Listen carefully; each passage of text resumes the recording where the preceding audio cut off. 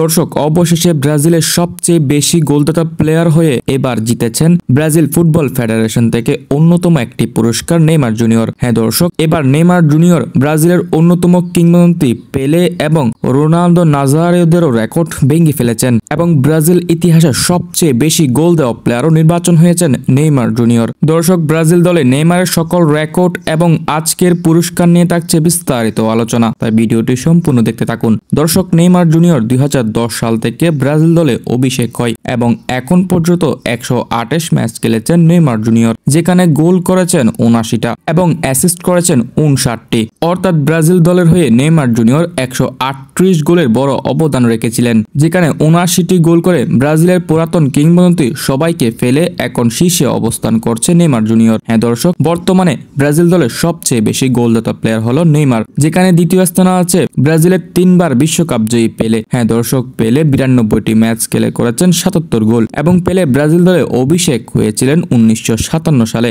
এবং ব্রাজিল দলকে বিদায় জানিয়েছিলেন 1971 সালে। এরপর ব্রাজিল দলের তৃতীয় সর্বোচ্চ গোলদাতাদের মধ্যে আছে রোনালদো নাজারিও, যিনি তার ব্রাজিল দলের ক্যারিয়ারে 98টি ম্যাচ খেলে করেছিলেন 62 গোল। তিনি ব্রাজিল দলে অভিষেক হয়েছিলেন 1994 সালে এবং ব্রাজিল দলকে বিদায় জানান 2011 সালে এবং রোনালদো নাজারিওর 62 গোল দেওয়ার রেকর্ডটিও নেইমার জুনিয়র 2020 সালে ভেঙে ফেলেছিল এবং এরপর পেলের রেকর্ড ভেঙে এখন প্রথম স্থানে চলে এসেছে নেইমার জুনিয়র। এছাড়াও দর্শক, নেইমার জুনিয়র বিশ্বকাপের মঞ্চে 27টি ম্যাচ খেলে করেছেন 16 গোল এবং 20 অ্যাসিস্ট এবং নেইমার জুনিয়র ব্রাজিল দলের এমন একজন প্লেয়ার যে ব্রাজিল দলের হয়ে দ্বিতীয় সর্বোচ্চ ম্যাচ খেলেছেন। হ্যাঁ দর্শক, শুধু বারবার ইনজুরি এসে আটকিয়ে দেয় নেইমার জুনিয়রকে এবং নেইমারের ব্রাজিল দলের এই পরিসংখ্যানগুলো দেখলেই বোঝা যায় ব্রাজিল দলের সবচেয়ে গুরুত্বপূর্ণ প্লেয়ার নেইমার জুনিয়র। যদিও বা ব্রাজিলের বাকি প্লেয়াররা লিগের হয়ে ভালো খেললেও ব্রাজিল দলে এসে নড়বড়ে পারফরমেন্স করে, কিন্তু নেইমার জুনিয়র তাদের সম্পূর্ণ বিপরীত। নেইমার জুনিয়র ক্লাব থেকে শুরু করে জাতীয় দল সব জায়গায় দুর্দান্ত পারফরমেন্স করেন,